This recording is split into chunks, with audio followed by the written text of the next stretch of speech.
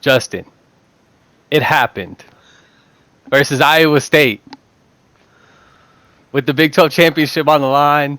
The hopes of going to the game. It happened. Tom Herman lost the game. Everybody's been talking about it for weeks, man. Everybody's been talking about it. He's got one opportunity here, or if he loses one, he's done. It's D-Day is upon us now, man.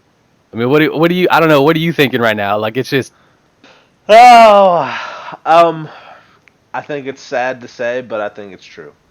I think they're gonna walk from the boy, Tom Herman's, who was supposed to be the godsend for Texas.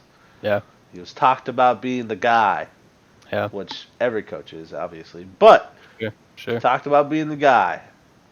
But it's a sad thing for me to say. I think they're probably gonna call it on him. I hope Yeah. they don't. That's my personal opinion. But it sounded like it's probably gonna happen. It is, and I can see both sides of it, if you want to keep him or if you don't want him here. I think we've seen enough where, you can look at progression, but then you can also look at bad game decisions.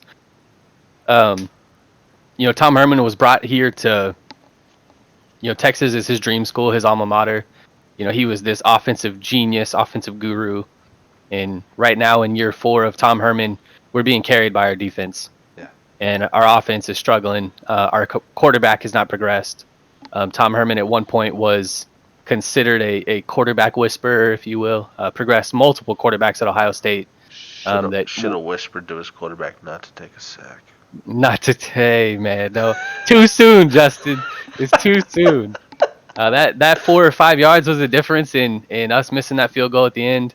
It's sad. We're trying to look at some positives though, man. Bijan Robinson, he got a lot of work the first 2 drives, and I think we're really, really looking at a guy here who has legit workhorse potential, and a guy who kind of like Zeke for the Cowboys, can really and truly take over games and set the pace of games, keep our offense on schedule. Man, I'm excited for Bijan going forward, regardless of who the head coach is. We have Bijan coming back as a freshman again next year because of the eligibility stuff this year. So I'm excited, man. I mean, what do you think about Bijan going forward? I think he's a, freshman or not, he's going to be a 3-year player. I think this is Sure. his second year. I think he's either going to make a leap, and if he does, he's going to be a top running back in the NFL draft. I definitely agree with you. He's the workhorse style running back. And honestly, he does better when he's on the field for long periods of the time. He Hmm. gets that little momentum going, and he can just he kind of figure. I don't know. He just kind of gets in rhythm and gets in that zone, and we all have that zone where you're not thinking. You're just doing what you do.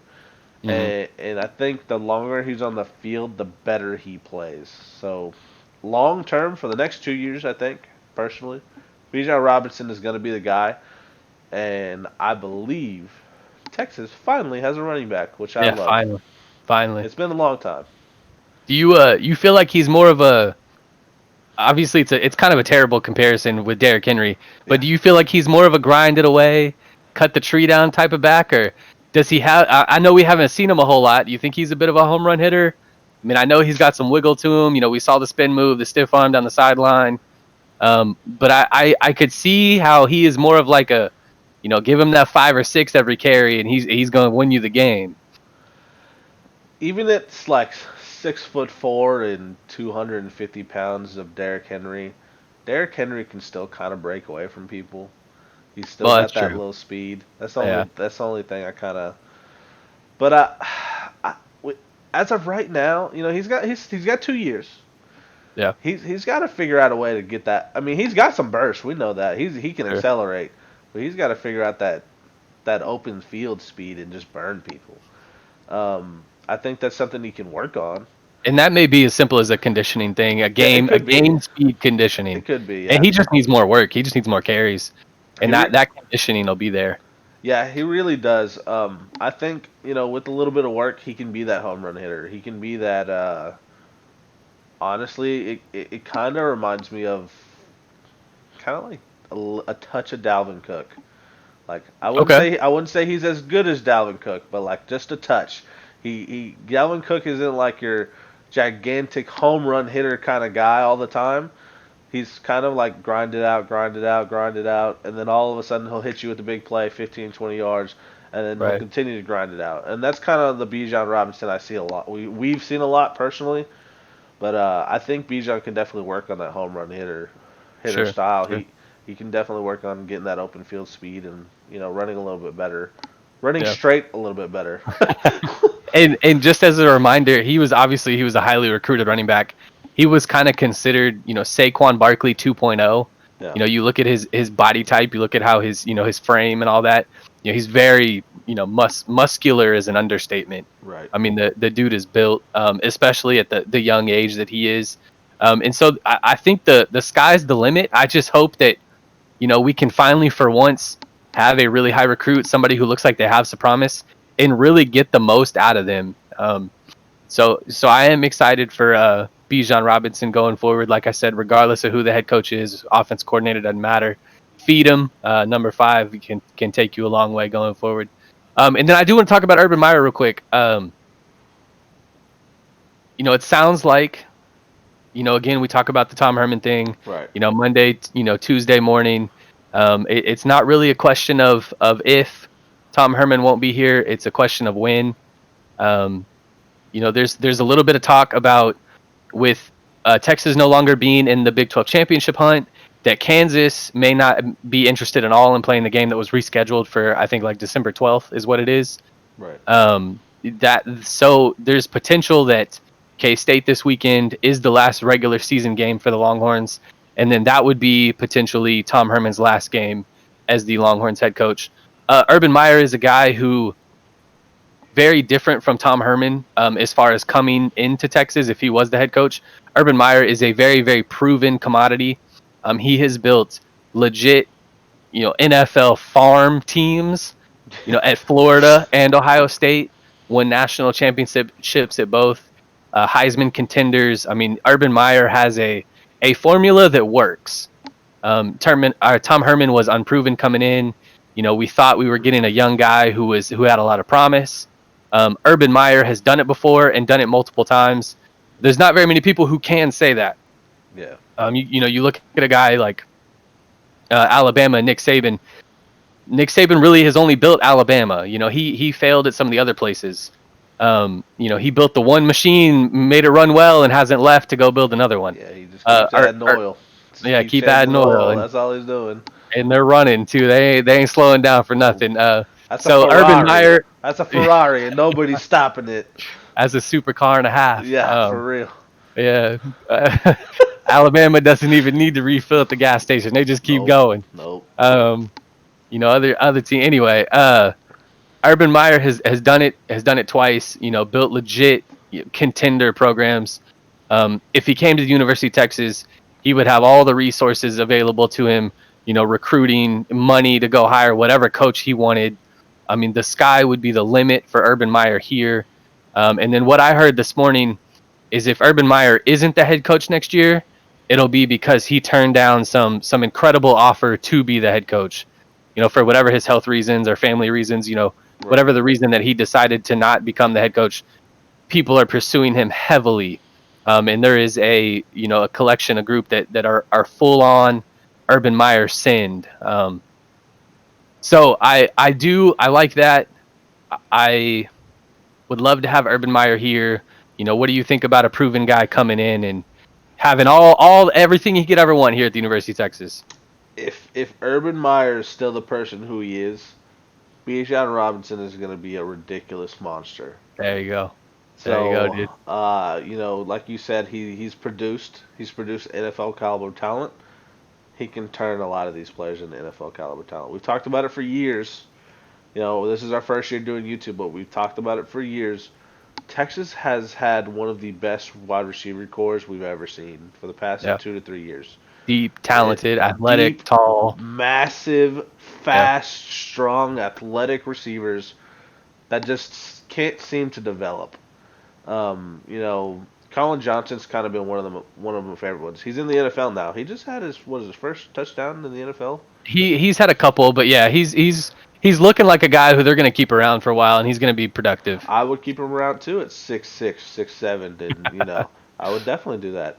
But like that Colin Johnson could have been.